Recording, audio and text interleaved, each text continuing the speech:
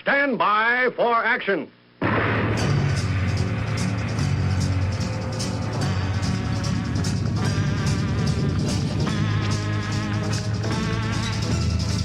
Thanks for joining me. My name's Dave Milner. I am the Unpleasant Blind Guy. And this time I'm talking about fake news. And I'm talking with Jan Rennie. Jan Rennie is a panelist with me on the English Defense League radio program and someone who knows quite a bit about what's going on in the world. She's seen plenty of stories and knows what's real and knows what's fake and knows resources and places to go and find the real thing. Now, what I'm going to do is read some stories, and for all of you listeners out there, I'll also be posting these stories in UBG Contact on Twitter. That's where you can contact me with comments, questions, show suggestions, awesome American suggestions. It is the main contact point for the show. And I'm going to begin by analyzing a story that was posted on December the 5th, 2016 by Matthew Barakat and Jessica Gresco of the Associated Press. Now remember, listeners, the Associated Press is considered to be the gold standard of quote-unquote real news. But we start with the headline. Police, fake news story led to pizzeria shooting. I want to start with that headline right there. Jan, let me ask you, whenever you see a headline like that, what do you assume immediately? This actual one, that someone has been shot, I believe someone could have been shot, has led to, if you like, a murder. If fake news has led to a shooting, and that person is a victim and expires, then it's as good as murder, you know. And that's exactly what I'm talking about, people. That headline leads you to believe that someone was shot because it's called a shooting. But that's not what happened. Let me read into the story, and I'll stop at appropriate points here. Washington. The bizarre rumors began with a leaked email referencing Hillary Clinton and sinister interpretations of references to pizza parties. It morphed into fake online news stories about a child sex trafficking ring run by prominent Democrats operating out of a Washington, D.C. pizza joint. Now, Jan, let me ask you, you're in the UK. How many stories have you seen from over there now about child sex rings being run out of places like what we would call over here in the United States group homes and other established businesses? How bizarre can something like that really be? Unfortunately, in the UK, we have had many sex trafficking cases concerning, in the main, Islamists.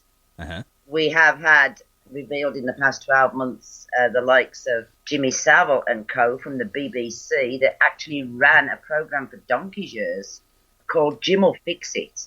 And at the very beginning of this programme, when it started, I think it was back in the late 70s, it looked to be a good programme because it was fixing things for people. But after so many weeks, it turned into children sitting on his lap. And so you didn't tune into it because you get kind of tired of little children sitting on his lap and they want to fix, and it becomes like a toy thing or a little expedition for children. Mm-hmm. So decades later, a good decade after he died, if you like, it comes to light that he was what we call in the UK a nonce. He was a paedophile. Right. And had many connections within the BBC. I mean, that's who employed him all these years with the BBC. And we've been watching this child sexual scandal unfold.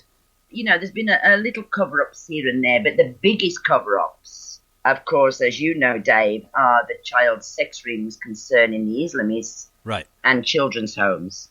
Well, and that's where I was going to ask you here. And it's been going on for decades. So how unusual, see, these people are setting this up, listeners, to be an unusual thing for a child sex ring to be run out of a legitimate place of business. And, Jan, that's what I want to get from you.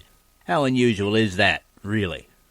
It's not unusual here. We have heard about sex rings being run from takeaway businesses, Middle East takeaway businesses, taxi ranks, especially taxi ranks now, because that's predominantly Islamists that now have black taxis, private cars In fact, Right. I posted one yesterday where two men in a deserted area with no buildings around followed a taxi, and it turned out to be a Muslim.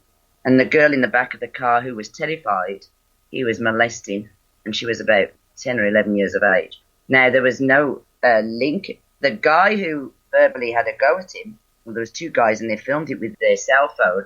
He was in complete denial and said she just needed to be cuddled. And, you know, they were saying, why have you brought her out here? But this is what they're doing, you see. Yeah. And it says at the bottom that the police had been involved, but we don't hear any more about it. It's like a huge cover-up.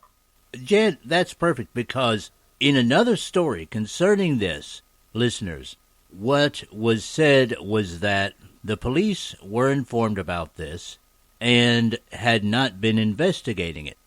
Now, my rhetorical question is, if there is a hint of a child sex ring being run out of somewhere, does it really matter where the source of that allegation comes from? Shouldn't the police at least check it out when you have many children going missing in the Washington, D.C. area every year? Should it not be investigated at least on a cursory level? But the police were not investigating this. Now, I'm going to read on. On Sunday, it culminated in violence when police say a North Carolina man fired an assault rifle. Now, remember that, guys. Fired an assault rifle multiple times inside the Comet Ping Pong restaurant as he attempted to self-investigate the conspiracy theory known in the Twitterverse as Pizzagate. No one was hurt, and the man was arrested. Remember the headline, people? Shooting? It implied that someone was shot. No one was hurt, and the man was arrested. But the shooting alarmed those from neighboring businesses all the way to the White House about the real-life dangers of fake news on the Internet.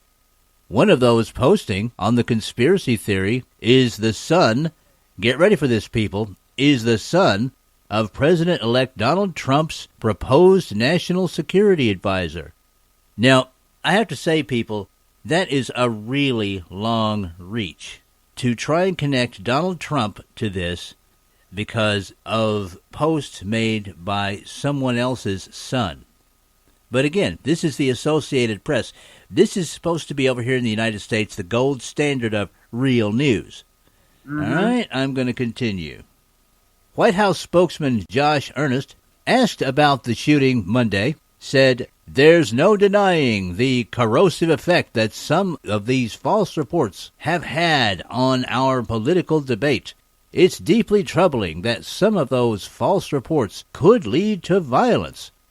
Now, Jan, as you just heard, there was no violence. Yes, shots were fired, but no one was hurt.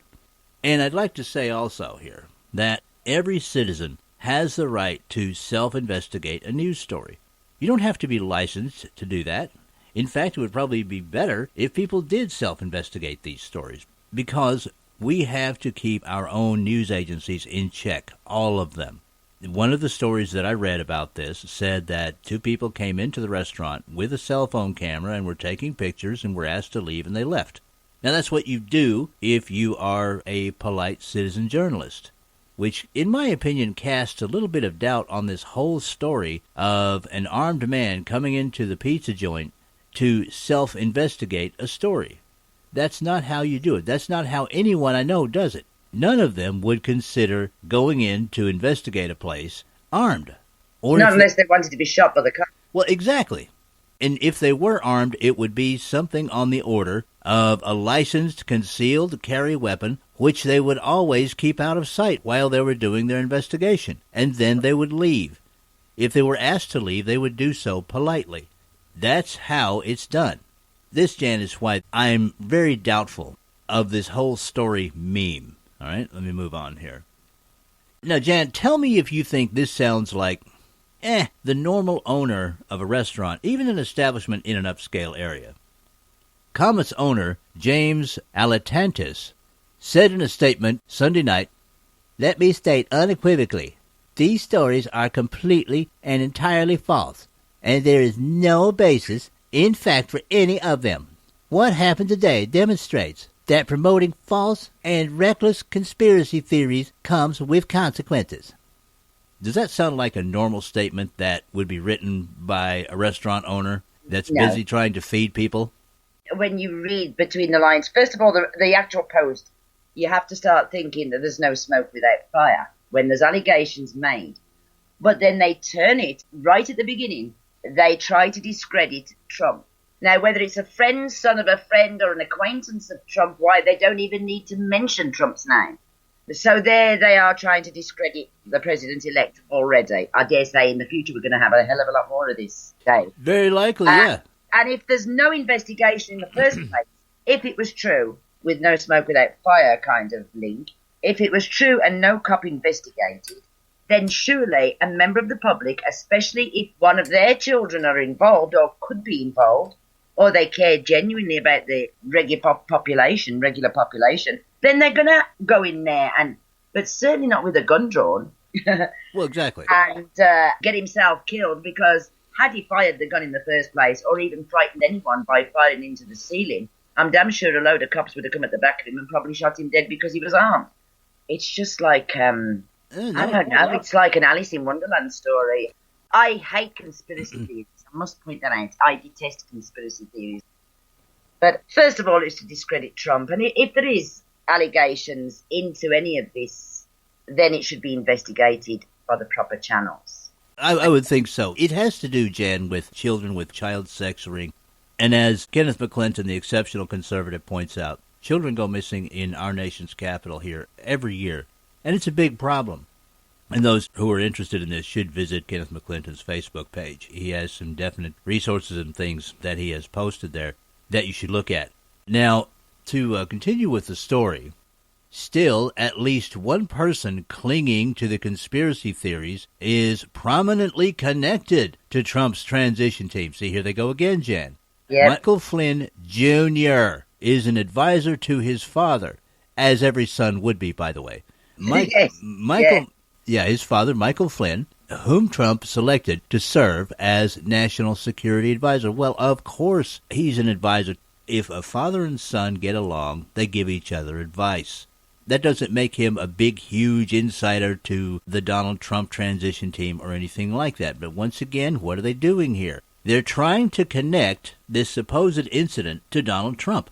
Now, I read in another story, Jan, that there is a theory out there that this man who was arrested could have been an actor hired by government officials just to make this point about quote-unquote fake news, because the new mainstream media were so, and when I say the new mainstream media, I mean things that aren't the alphabet soup of cable channels over here, no CNN, NBC, or any of the others, were so instrumental in getting Donald Trump elected. People turned off the older media areas and came to the new mainstream media and began paying attention to them. And I think that is the motivation behind this whole thing. I mean, they've even hashtagged Pizzagate. They've got a hashtag next to it. I mean... Oh, yes, they do. Yes. It's absolutely crazy. It goes on to say that Welsh was charged on multiple counts, including assault with a dangerous weapon. Police recovered an AR-15 rifle, a Colt 38 handgun, a shotgun, and a folding knife. It's armed to the teeth. Yeah, but it's ridiculous. But that brings me to my next point, Jan. Now, these people from the Associated Press are writing an article here about fake news. What did they say?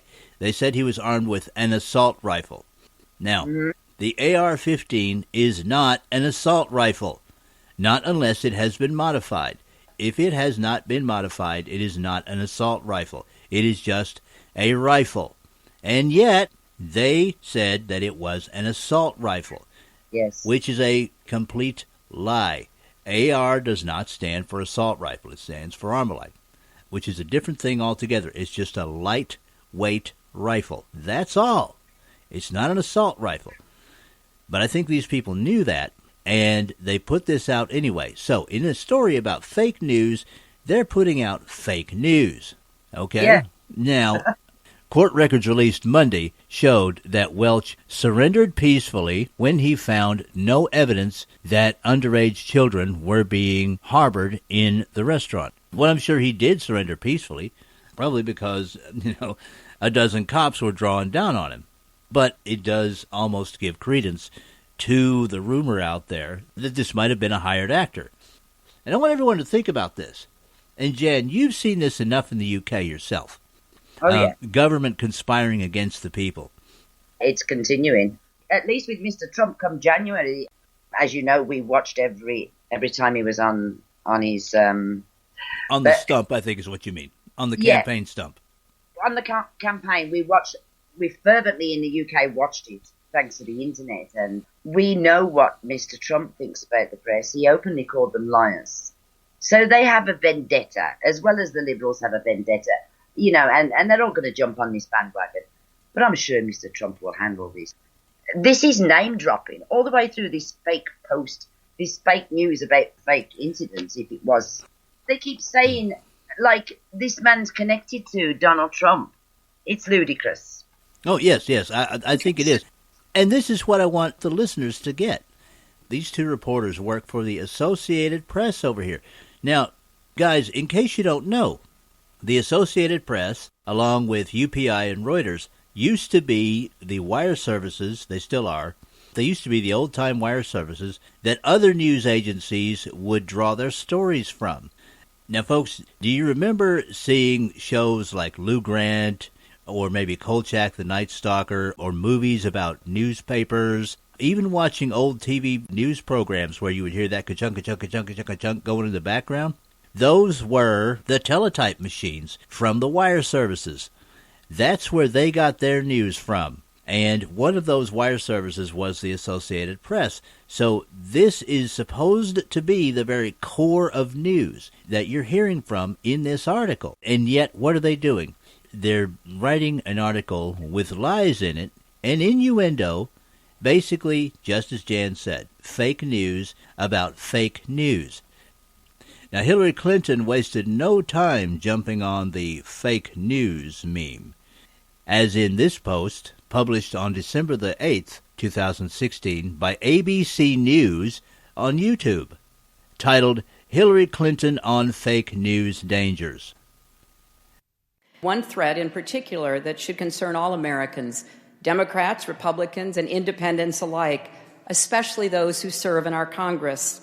The epidemic of malicious fake news and false propaganda that flooded social media over the past year.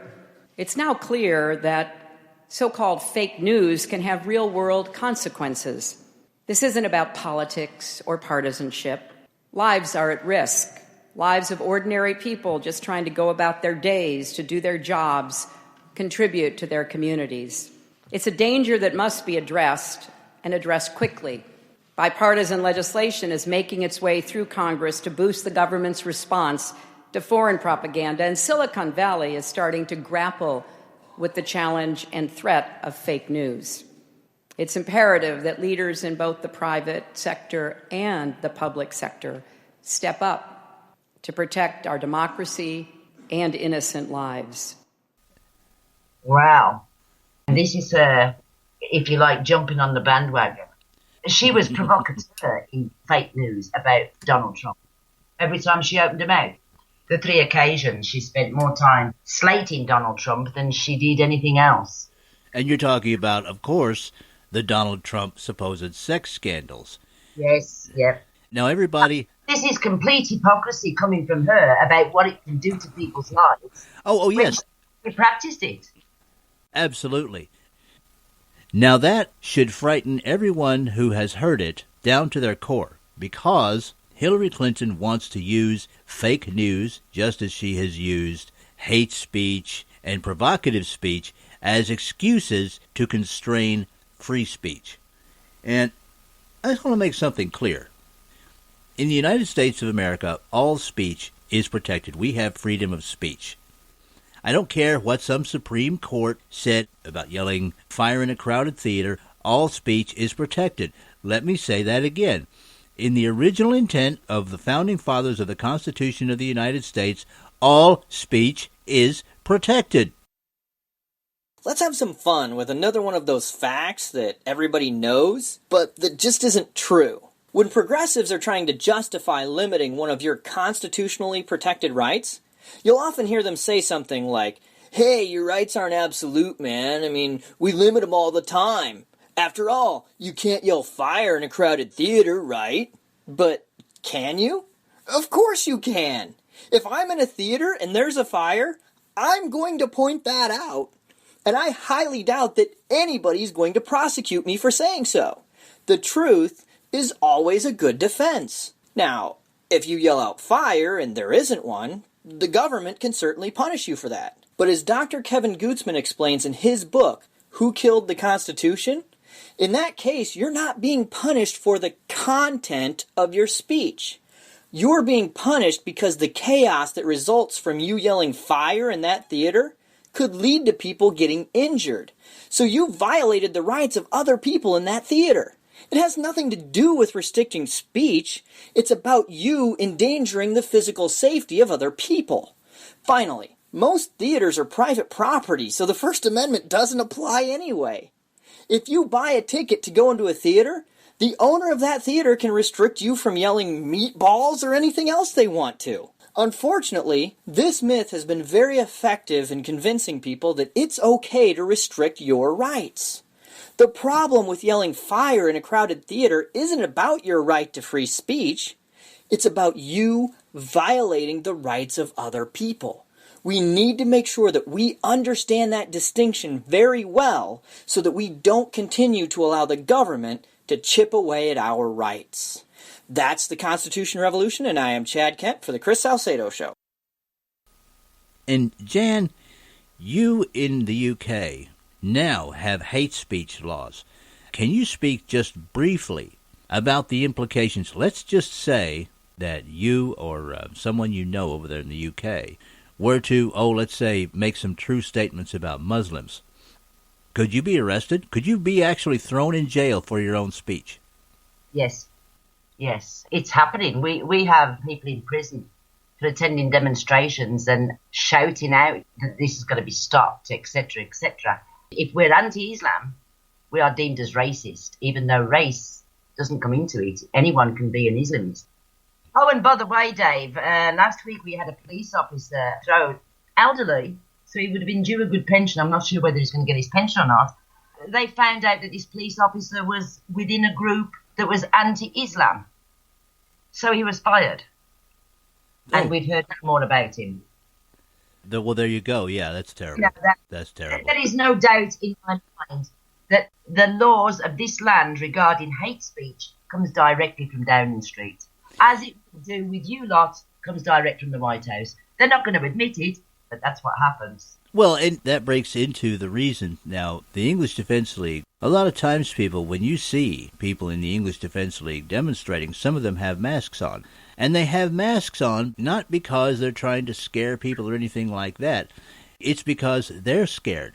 They're scared because they could lose their jobs. That's happened. They're scared because they could lose their children. That's happened. Yep. They're scared because they could possibly have violent attacks on themselves. That's happened. Yes, all of those things have happened. And the free speech and fake news memes do work into this because their speech is now constricted to the point where they feel that it's their jobs if they're seen on camera with their whole face out there demonstrating. And you really can't blame them, in my opinion, for wanting to protect themselves. But who you can blame are the governments that are destroying our freedom of speech because of such phony memes as fake news and hate speech. But just briefly going back to newspapers, I haven't bought a newspaper in 20 years because it's full of BS.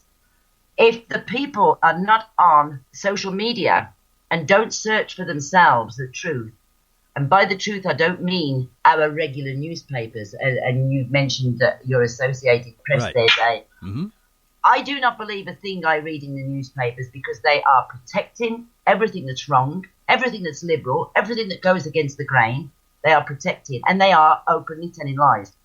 If you're not on the internet and seek the truth yourself, the general public out there, the general public that's around me, I live in a small place, and yes, people are on the internet, but they're just socializing and telling jokes. They don't want to know what's going on. It's too much for them to bear. They've told me this. I can't deal with that. I've got my life to lead. I don't want to think about the future. That's their attitude. They don't want to be called racist, but they don't know what's going on. Right. Very little is on our television sets. It's all dubbed, covered up.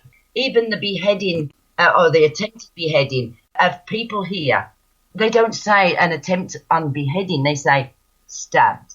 Right. And then you find out a couple of months later that the injuries was to the neck, which to me is an attempt to behead, is what they do anyway. Well, they're calling that beheadings, stabbings, routinely. In Sweden, for instance. And listeners, part of the reason why I have Jan Rennie here with me is because she has connections with Eastern European people who are marching in their tens of thousands against Islamization. Now, the thing is, you don't hear this on some of the news agencies over here in the United States. And it's not because they don't know that this is going on. It's because they're not talking about it on purpose. They want to shape and mold the way you think. For instance, 75,000 Polish marched in the streets of Poland. Warsaw, other cities, 75,000 people. Imagine that crowd. And that was in September. I have connections with a couple of Polish people, and he gives me the links, and I put on our pages here. There are vast amounts of demonstrations across Europe and here. It's not just the EDL here. There's many organisations, and they do their own demonstrations. Yes, but it's the liberals, the lefties, who get the most arrests because they are so violent towards us. There is no violence with these people. Even in Poland and France and Germany, you've got Pegida. Hundreds of thousands of people marching every Monday. But you didn't know that one. Every Monday, Pegida are on the march in Germany.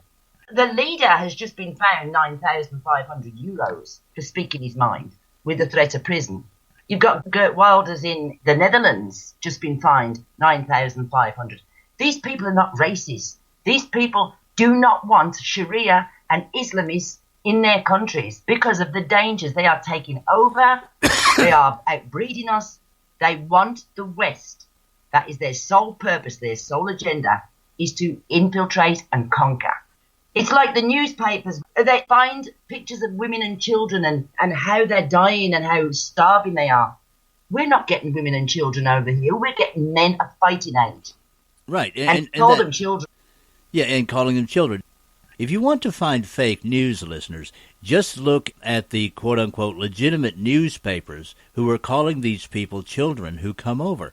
They're not children. They're young men of fighting age, and they're fit. So there's nothing wrong with them. But I wanted you to speak about the constriction of free speech, Jan, in your country, because, as you just heard, Hillary Clinton wants to constrict free speech in our country, and she's not alone.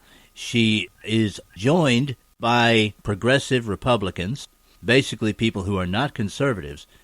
They want to keep people from telling their fellow citizens the truth. So they call it fake news, or they say that it's speech that incites violence, or they say that it is hate speech.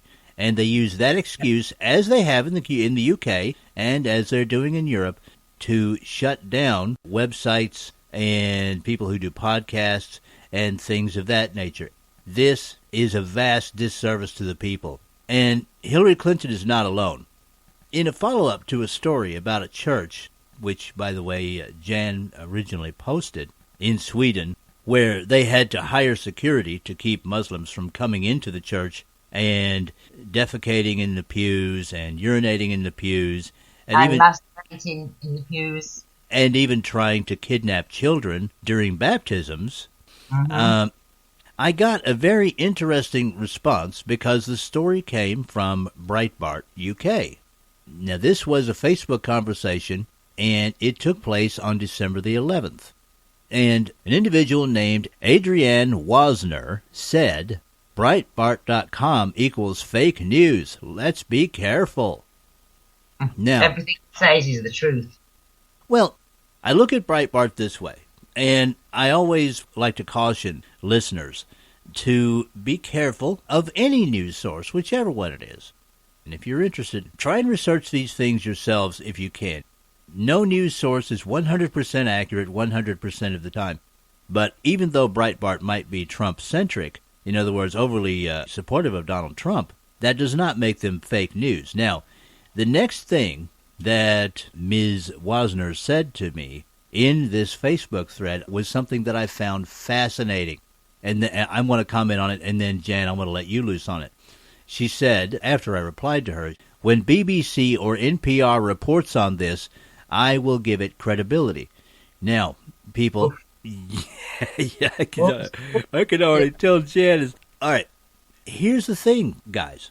The BBC is quite literally state-sponsored media. They get their operating funds through taxes from the government. They're not a privately run corporation or anything of that nature.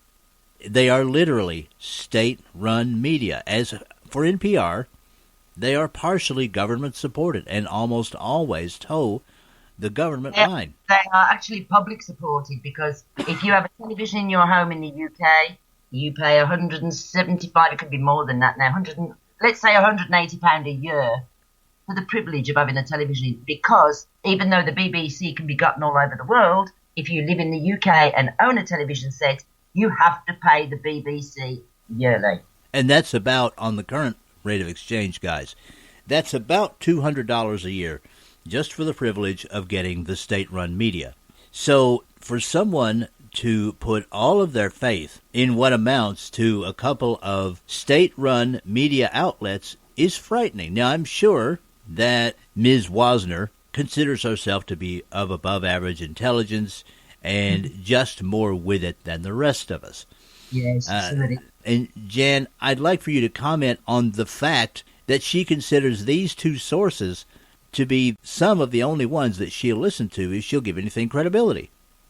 Well, here's credibility from the BBC. This very week, they have 10 Muslims housed up in a programme which is fashioned on a Channel 4 programme called Big Brother, where they're housed with the cameras on them 24/7. The programme is called Muslims Like Us.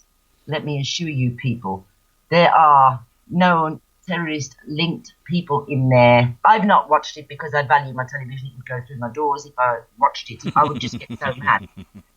But this freedom of speech thing, and I'll get back to what you want to talk about, Dave, this freedom of speech thing, they haven't said we haven't got freedom of speech. They bring it up as political correctness. We can't say this, we can't say that. Anything that's politically incorrect in their eyes, which, you know, political correctness is free speech.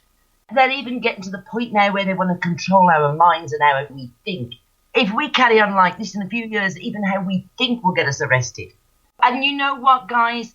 We don't go to the BBC or the Daily Mail or the Express or any of these people to get the real news, to get the real facts. We spy on the Muslim pages. We spy on the Islamist news because they're so stupid. They tell the truth. They don't cover up. They're proud of what they're doing. And this is where we get the videos. This is where we get the news.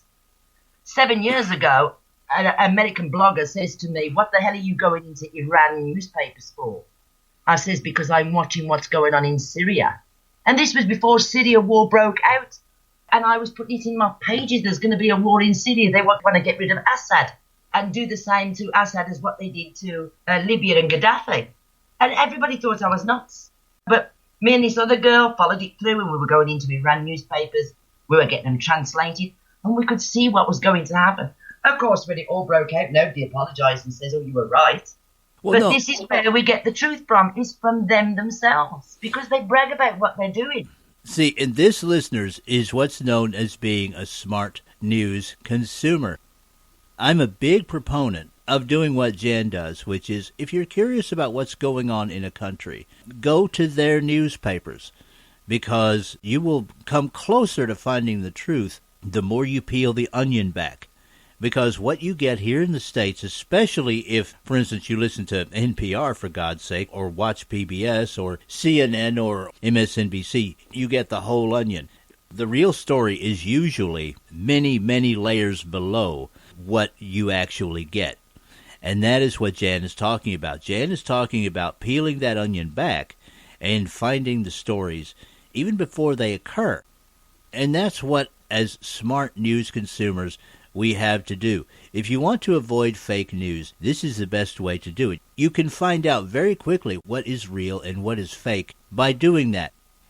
I'm sure that Ms. Wasner is a very nice person, but she has been programmed, sadly, by our establishment media to have certain responses to anything that makes her uncomfortable. She's been made comfortable in a certain political meme, and she doesn't want to hear the truth. But let's talk about sources for a moment. One of the sources that a lot of people call real news over here is the cable news network, CNN. And I'm going to read a story posted October the 4th, 2016, by Frank Kemp in the Daily Wire. Now, that story is titled, Police Group Accuses CNN of Dangerously Deceptive Edit in Charlotte Shooting Video. Blue Lives Matter, a law enforcement organization, is accusing CNN of deceptively editing the cell phone video taken by Keith Lamont Scott's widow, Rakaya Scott, the day her husband was shot by police in Charlotte, North Carolina. Here's CNN's edited version of the Scott video. Friday, the victim's family's lawyers released this dramatic cell phone video taken by his wife, Rakaya Scott, showing her pleas to her husband and to the officers. Be forewarned, it is graphic. Don't shoot him. Don't shoot him. He has no weapon. He has no weapon. Kate, don't you do it. Did you shoot him? Did you shoot him? Did you shoot him? He better not be dead. He better not be dead. I've seen that many times when the incident occurred, and I thought then something weird about the whole situation, in as much as the wife and the husband, especially the wife, shouting too much. It was like she was overplaying the situation. Oh, she was just going off. It left me with the thought of that it was a setup that went wrong. Well, a setup for her and her husband that backfired. That's what I felt. Well, yeah. And here's the unedited version that I'm going to edit some of the language out of myself, because you don't need the language. Listen to this carefully, people, because you can clearly hear police officers in the background telling the individual to drop the gun several times. You did not hear that in CNN's edited version that they broadcast. Don't shoot him. Don't shoot him. He has no weapon. He has no weapon. Don't shoot him. Don't shoot him. Don't shoot him. He didn't do anything. He doesn't have a gun. He has a TBI. He's not going to do anything to you guys. He just took his medicine. Drop the gun. Let me get fucking on over here. Keith, don't let them break the windows. Come on out the car. Drop the gun. Keith, don't do it. Drop the gun. Keith, get out the car. Keith, don't you do it. Don't you do it. Keith, don't you do it. Did you shoot him? Did you shoot him? In the unedited version, police officers can be heard telling Scott to drop the gun. A minimum of 11 times in the edited version, every single call by the officers to drop the gun is omitted. Blue Lives Matter released a statement that reads in part, "The editing was clearly intended to give viewers the impression that Scott wasn't armed by intentionally excluding information to promote the false narrative that the officer-involved shooting of Keith Scott was unjustified. CNN directly contributed towards inciting violence and destruction in the Charlotte riots. Innocent citizens were hurt during the Charlotte riots, but editing like this also incites violence against police officers long after the riots are over." And I'll just stop here to say that we have police officers now being simply assassinated on the streets. One of the cases I refer to is one that happened in late 2016, a man who was frustrated because he was denied the ability to see his son in San Antonio, simply went up and killed a San Antonio police officer while he was sitting in his car. And the reason was because he was frustrated because he wasn't allowed to see his son. So he felt that a police officer was a legitimate target. So, Jan, what are your views on this blatant edit? Does this look like the sort of thing that the press does in the UK? Yes, it would. And that's when you call to question who allows it to happen. Because the police officers involved, and certainly the police officer who shouted 11 times, minimum 11 times, to drop his weapon, they would have protested right at the beginning that they did this. And when they would have seen the playback of CNN's video, they would have known straight away that it was edited to make it look completely different. So where does the buck stop? My opinion, someone's head should roll for this, whether it's the top, middle, or the bottom, whoever did it. So then you have a police chief. Let's suppose the police chief says, this isn't right. Let's look into this. Why have they dubbed all this and caused unnecessary deaths following this incident? Where does that buck stop? Someone is responsible for this. Is it someone in CNN, or do they take orders from above, someone higher, which I believe is the case? Because there is no excuse. If he uses or she uses the excuse because of the foul language, the cussing, then yes, they can edit out the cussing, but not the commands from the police to drop the gun. People have died because of it. Right. It's terrible. Well, certainly because of the meme that it sets up, which is that all police officers are just out there hunting black people, which is not what's going on. And, of course, we have to say this, even though it's brainless that we should have to say it, because it's absolutely true. There are some racist cops, but for the most part they're not. They're just out there trying to do a job. And CNN are not the only ones putting out their own brand of fake news. They're joined by Fox. I'm going to play a clip from July the 8th, 2016, by Landon Heath of WFAA-TV, Channel 8 in Dallas. We told you earlier, before we went to actually this news conference, we just showed you that there was some kind of situation going on near a 7-Eleven downtown Dallas area, in fact, on Ross Street. Our Jobin Paniker is there right now, where a number of police officers had gathered, also a crowd, and it looked like there was some kind of a standoff going on. Jobin? Well, John, yeah, I guess this is the result when you push people further and further away as the officers create their perimeter, as they push people away. A lot of people have congregated here just outside this 7-Eleven. We're on San Jacinto and Griffin, and this 7-Eleven they shut down about an hour ago because there were just so many people here. We had a chance to talk with someone who came in to actually get some water. Buy some water, and they said people were just coming in and just taking alcohol out of the fridges out of the fridge in the area, and also just taking anything they can. You can see a lot of the trash on the ground. This is all stuff. I can't tell you that all this is stuff that's been looted, but for what we've been told is at least some of the items that you've seen here are things that people have stolen from here. You can see the wall of officers that are sort of protecting at least the establishment, as well as, the reason we got to this location so late was because our vehicles were parked in this parking lot, and we had a very hard time getting our vehicles out because there were so many people surrounding it, and also people putting their beer bottles and pouring their beer and alcohol all over our vehicles. So we had to remove our vehicles safely with all these people around. I would say there are about 300 to 400 people in this area. We're being told that there are buses on the way here to pick up some of these people. We do not know for what purpose. We do not know if they've come here, if DPD has called the buses out here to pick up these people.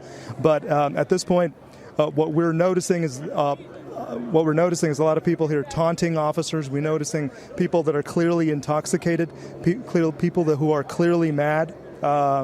And not a very good mix right now just outside this 7-Eleven. Again, it is closed. It's closed early. The owner asked DPD to shut down because people were coming in to steal items from that store. Now, while the Dallas Black Lives protests were going on all night long, when 5 Dallas police officers were killed, Fox News kept saying about every 30 seconds, and I watched this coverage all night long, Jan, that the protests were peaceful, the protests were peaceful, the protests were peaceful. Not one single reference to this convenience store looting, not one single reference to the fact that police officers were taunted during this looting, only from Fox that this was a peaceful protest. Again, about every 30 seconds, peaceful this, peaceful that, peaceful the other thing. And I'm positive that this went on with the other news channels such as CNN and MSNBC. Now, I have a personal connection with this, people, because I used to work in that area. I walked the streets that you saw if you looked at the coverage of this terrorist attack in Dallas in July. So I know that area. I even know where El Centro College is, where one of the terrorists holed up so that he could use it for a sniper position. So this is very personal to me. But even Fox News went on the fake news that this was a quote-unquote peaceful protest. And I have Jan with me here because she is so familiar with news outlets from around the planet. She knows the real ones and she knows the fake ones. And Jan, if you'd like to give me a final word about this. The sadness of all this fake news, and especially this one about the incident with what we've been talking about, the looting and the killings. The sad thing is when CNN edited that video, they knew that people would die because of it. They knew it would incite violence. Why would they want to have an incident like that to take place, and not just one incident, several? You know how long it went on through the nights, the police having to be around in areas, the shootings in the streets, the craziness of it all. But they knew that that would be the reaction. Had they played the truthful video, the actual facts of the video, maybe it wouldn't have occurred. Yeah, you're still going to get the odd one that just wants, that's hell-bent on causing violence and death. But it wouldn't have been so severe. They should not edit facts. They should not destroy facts. And they certainly shouldn't tell little stories and put arms on and legs on things that haven't happened. It's shocking. Well, Jan, we're saying here, hell will mend them. Well, exactly. And Jan, I want to thank you for being on The Unpleasant Blind Guy. You're a great patriot, and you're also someone who keeps their finger on the pulse of news, and I appreciate you very much. People, fake news has become whatever news does not validate the viewer, as in Ms. Wasner's case.